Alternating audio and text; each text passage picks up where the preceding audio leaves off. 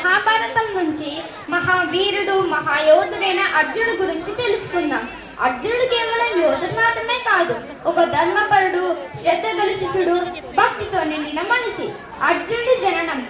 అర్జునుడు పాండవుల్లో మూడోవాడు. అతని తండ్రి పాండు మహారాజు, తల్లి కుంతీదేవి. కుంతీదేవికి దేవతను ఆహ్వానించే వరం ఉండేది. ఇంద్రదేవుడిని ఆహ్వానించగా ఇంద్రదేవుడి కృపతో అర్జునుడు జన్మిస్తాడు. అందుకే మనం అర్జునుడిని ఇంద్రపుత్రుడు అని కూడా పిలుస్తాము. అర్జునుడు పుట్టుకతోనే ధర్మపరుడు, నిజాయితీ గలవాడు, కర్తవ్య నిష్ట గలవాడు. అర్జునుడి శిక్షణ కాలం. అర్జునుడు తన సహోదరులు పాండవులతో కలిసి ద్రోణాచార్యుడి దగ్గర విలువిద్యలు నేర్చుకున్నాడు. అందులో అర్జునుడు ధనుర్విద్యలో అత్యుత్తముడయ్యాడు.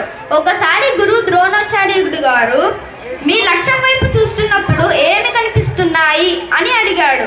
అప్పుడు అందరూ చెప్పారు, గురువు గారు మాకు కేవలం ఒక చెట్టు, కొమ్మ, ఆకులు కనిపిస్తున్నాయి అని చెప్పారు. కానీ అర్జునుడు మాత్రం, గురువు గారు నాకు కేవలం ఒక పక్షి కన్ను మాత్రమే కనిపిస్తుంది అని చెప్పాడు. అప్పుడు ద్రోణాచార్యుడు చిరునవ్వుతో, ఇదే అసలైన ఏకాగ్రత, నిజమైన శిష్యుడు అర్జునుడు. యమహీనోత్యయమానిత్యం ఏకాగ్రం సతతం మనః. ఈ శ్లోకానికి అర్థం ఏమిటంటే, ఏ పని చేసినా మనసు ఏకాగ్రంగా పెట్టి చేయాలి, అది చేసిన వాడే విజయవంతుడు. అర్జునుడి వివాహం మరియు కుటుంబం. అర్జునుడు అనేక వివాహాలు చేసుకున్నాడు. అందులో ద్రౌపది, సుభద్ర, ఉలూపి, చిత్రాంగద ప్రధానమైన వారు. సుభద్రతో ఆయనకి జన్మించిన పుత్రుడు అభిమన్యుడు. అభిమన్యుడు కూడా అర్జునుడిలాగే ధైర్యం, నీతి, న్యాయం, కర్తవ్య నిష్టలో తండ్రి లాంటి వాడు. వనవాసం. పాండవులు జూదంలో ఓడినప్పుడు వనవాసానికి వెళ్ళారు.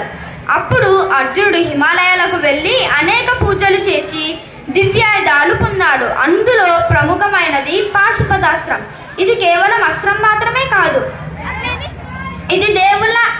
ఇది దేవుళ్ళ ఆశీర్వాదం, శక్తి, విశ్వాసానికి గుర్తు. కురుక్షేత్ర యుద్ధం. కురుక్షేత్ర యుద్ధం అర్జునుడి జీవితంలో ముఖ్యమైన భాగం. అర్జునుడు కురుక్షేత్ర యుద్ధం ప్రారంభమయ్యే సమయంలో అర్జునుడు తన బంధువులు, మిత్రులు, గురువులను చూసి నేను వీళ్ళపై ఎలా దాడి చేయాలి అని బాధపడ్డాడు. అర్జునుడి రథసారథి శ్రీకృష్ణుడు. అప్పుడు శ్రీకృష్ణుడు అర్జునుడికి భగవద్గీత ఉపదేశం ఇచ్చాడు. ఇది మనందరి జీవితానికి మార్గదర్శకం. కర్మణ్యేవాధికారస్తే మా ఫలేషు కదాచన మా కర్మ ఫల హేతుర్పుర్మా తే సంగోత్స కర్మణి. ఈ శ్లోకానికి అర్థం ఏమిటంటే, కర్తవ్యం చేయడం నీ